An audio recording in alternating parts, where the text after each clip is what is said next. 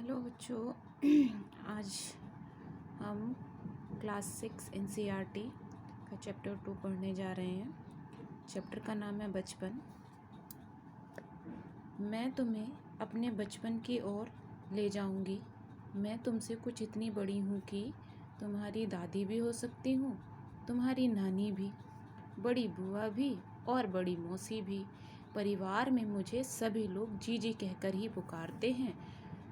हाँ, मैं इन दिनों कुछ बड़ा बड़ा यानी उम्र में सयाना महसूस करने लगी हूँ। शायद इसलिए कि पिछली शताब्दी में पैदा हुई थी। मेरे पहनने ओढ़ने में काफ़ी बदलाव आए हैं। पहले मैं रंग बिरंगे कपड़े पहनती रही हूँ, नीला, जामुनी, ग्रे, काला, चॉकलेटी। अब मन कुछ ऐसा करता है कि सफ़ेद पहनो, गहरे नहीं, हल्के रंग। मैंने पिछले दशकों में तरह तरह की पोशाकें पहनी हैं। पहले फ्रॉक, फिर निकर, वॉकर, स्कर्ट, लहंगे, गरारे और अब चूड़ीदार और घेरदार कुर्ते। बचपन के कुछ फ्रॉक तो मुझे अब तक याद हैं। हल्की नीली और पीली धारी वाला फ्रॉक, गोल कॉलर और बाजू पर भी गोल कफ। एक हल्के गुलाबी रंग का बारीक चुन्नटों वाला घेरदार फ्रॉक, नीचे गुलाबी रंग की फ्रिल। उन दिनों फ्रॉक के ऊपर की जेब में रुमाल और बालों में इतराते रंग बिरंगे रिबन का चलन था। लेमन कलर का बड़े प्लेटे वाला गर्म फ्रॉक जिसके नीचे फर टकी थी। 2 ट्यूनिक भी याद है, एक चॉकलेट रंग का और अंदर की कोटी प्याजी, दूसरा ग्रे और उसके साथ सफ़ेद कोटी। मुझे अपने मोजे और स्टॉकिंग भी याद है।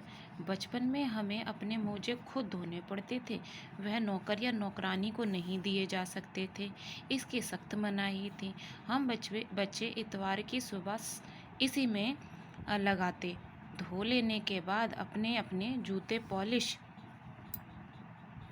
करके चमकाते। जब जूते कपड़े या ब्रश से रगड़ते तो पॉलिश की चमक उभरने लगती। सरवर, मुझे आज भी बूट पॉलिश करना अच्छा लगता है। हालांकि अब नई नई किस्म के शू आ चुके हैं। क्या कहना होगा कि ये पहले से कहीं ज़्यादा आरामदेह हैं। हमें जब नए जूते मिलते उसके साथ ही छालों का इलाज शुरू हो जाता। जब कभी लंबी सैर पर निकलते अपने पास रुई ज़रूर रखते। जूता लगा तो रुई मोजे के अंदर। हाँ, हमारे तुम्हारे बचपन में तो बहुत फ़र्क हो चुका है। हर शनिचर को हमें ऑलिव ऑयल या कैस्टर ऑयल पीना पड़ता। यह एक मुश्किल काम था। शनिचर को सुबह से ही नाक में इसकी गंध आने लगती। छोटे शीशे के गिलास जिन पर ठीक खुराक के लिए निशान पड़े रहते, उन्हें देखते ही मितली होने लगती। मुझे आज भी लगता है कि अगर हम ना भी पीते वह शनिवारी दवा तो कुछ ज़्यादा बिगड़ने वाला नहीं था, सेहत ठीक ही रहती। तुम्हें बताऊंगी कि हमारे समय और तुम्हारे समय में कितनी दूरी हो चुकी है। यहाँ तक कि बचपन की दिलचस्पियाँ भी बदल गई हैं। याद रहे उन दिनों कुछ घरों में ग्रामोफोन थे, रेडियो और टेलीविज़न नहीं थे। हमारे बचपन की कुल्फ़ी आइसक्रीम हो गई, कचौड़ी समोसा पेटीज़ में बदल गया, शहतूत और फालसे और खसखस के शरबत कोक पेप्सी में। उन दिनों कोक नहीं, लेमनेड विम्टो मिलती थी। शिमला और नई दिल्ली में बड़े हुए बच्चों को वेंगर्स और डेविको रेस्टोरों की चॉकलेट और पेस्ट्री मज़ा देने वाली होती। हम भाई बहनों की ड्यूटी लगती शिमला मॉल से ब्राउन ब्रेड लाने की। हमारा घर मॉल से ज़्यादा दूर नहीं था, एक छोटी सी चढ़ाई और गिरजा मैदान पहुंच जाते। वहाँ से एक उतराई उतरते और मॉल पर कन्फेक्शनरी काउंटर पर तरह तरह की पेस्ट्री और चॉकलेट की खुशबू मन भावनी। हमें हफ्ते में एक बार चॉकलेट खरीदने की छूट थी। सबसे ज़्यादा मेरे पास ही चॉकलेट टॉफ़ी का स्टॉक रहता। मैं चॉकलेट लेकर खड़े खड़े कभी ना खाती, घर लौटकर साइड बोर्ड पर रख देती और रात के खाने के बाद बिस्तर पर लेट कर मज़ा ले खाती। शिमला के काफल भी बहुत याद आते हैं, खट्टे मीठे, कुछ एकदम लाल, कुछ गुलाबी, रस भरी कसमल। सोच कर ही मुंह में पानी भरा। चेस्टनट एक और गजब की चीज़, आग पर भूने जाते और फिर छिलके उतार कर मुंह में। चने जोर गरम और अनारदाने का चूर्ण, हाँ चने जोर गरम की पुड़िया जो तब थी वह अब भी नजर आती है। पुराने कागजों से बनाई हुई इस पुड़िया में निरा हाथ का कमाल है। नीचे से तिरछी लपेटते हुए, ऊपर से इतनी चौड़ी कि चने आसानी से हथेली पर पहुंच जाएं। एक वक्त था जब फिल्म का गाना चना जोर गरम बाबू में लाया मज़ेदार चना जोर गरम उन दिनों स्कूल के हर बच्चे को आता था। कुछ बच्चे पुड़िया पर तेज मसाला बुरकवाते। पूरा गिरजा मैदान घूमने तक यह पुड़िया चलती। एक एक चना पापड़ी मुंह में डालने और कदम उठाने में एक खास ही लय रफ्तार थी। छुटपन में हमने शिमला रिज पर बहुत मज़े किए, घोड़े की सवारी की। शिमला के हर बच्चे को कभी न कभी यह मौका मिल ही। हम जाने क्यों घोड़ों को कुछ कमतर करके समझते, उन पर हंसते थे। ननिहाल के घोड़े खूब हृष्ट-पुष्ट और खूबसूरत, उनकी बात पर बात। फिर कभी तो शाम को रंग बिरंगे गुब्बारे, सामने जाखू का पहाड़ ऊंचा, चर्च की घंटियां बजती तो दूर दूर तक उनकी गूंज फैल जाती। लगता इसके संगीत से प्रभु यीशु स्वयं कुछ कह रहे हैं। सामने आकाश पर सूर्यास्त हो रहा है, गुलाबी सुनहरी धारियां नीले आसमान पर फैल रही हैं। दूर दूर फैले पहाड़ों के मुखड़े गहराने लगे और देखते देखते बत्तियां टिमटिमाने लगी।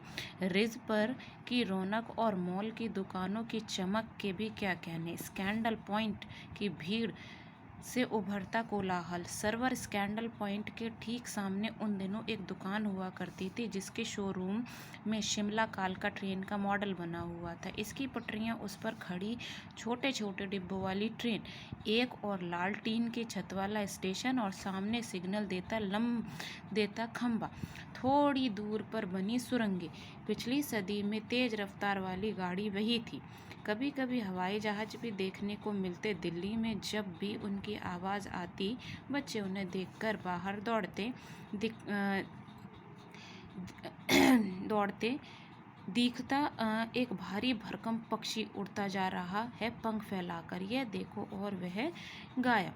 उसकी स्पीड ही इतनी तेज लगती। हाँ, गाड़ी के मॉडल वाली दुकान के साथ एक और ऐसी दुकान थी जो मुझे कभी नहीं भूलती। यह वह दुकान थी जहाँ मेरा पहला चश्मा बना था। वहाँ आँखों के डॉक्टर अंग्रेज थे। शुरू में चश्मा लगाना बड़ा अटपटा लगा। छोटे बड़े मेरे चेहरे की ओर देखते और कहते, आंखों में कुछ तकलीफ है, इस उम्र में ऐनक, दूध पिया करो।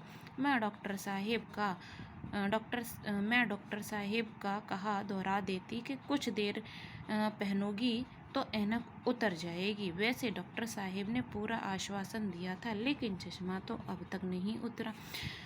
नंबर बस कम ही होता रहा। मैं अपने आप इसकी जिम्मेवार हूँ। जब आप दिन की रोशनी को छोड़कर रात में टेबल लैंप के सामने काम करेंगी तो इसके अलावा और क्या होगा। हाँ, जब पहली बार मैंने चश्मा लगाया तो मेरे एक चचेरे भाई ने मुझे छेड़ा, देखो देखो कैसी लग रही है। आँख पर चश्मा लगाया ताकि सूझे दूर की, यह नहीं लड़की को मालूम सूरत बनी लंगूर की। मैं खीजी कि मुझ पर यह क्यों दोहराया जा रहा है, पर शेर बुरा न लगा। जब वह चाय पीकर चले गए तो मैं अपने कमरे में जाकर आईने के सामने खड़ी हो गई। कई बार अपने को देखा, ऐनक उतारी, फिर पहनी, फिर उतारी, देखती रही, सूरत बनी लंगूर की। नहीं नहीं नहीं नहीं नहीं, हाँ हाँ हाँ हाँ। मैंने अपने छोटे भाई का टोपा उठाकर सिर पर रखा। कुछ अजीब लगा, अच्छा भी और मजाकिया भी। तब की बात थी, अब तो चेहरे के साथ घुल मिल गया है चश्मा। जब भी कभी उतरा हुआ होता है तो चेहरा खाली खाली लगने लगता है। याद आ गया वह टोपा, काली फ्रेम का चश्मा और लंगूर की सूरत। हाँ, इन दिनों शिमला में सिर पर टोपी लगाना पसंद करती हूँ। मैंने कई रंगों की जमा कर ली है, कहाँ दुपट्टा का ओढ़ना और कहाँ सहज सहल सुबीते वाली हिमाचली टोपियाँ।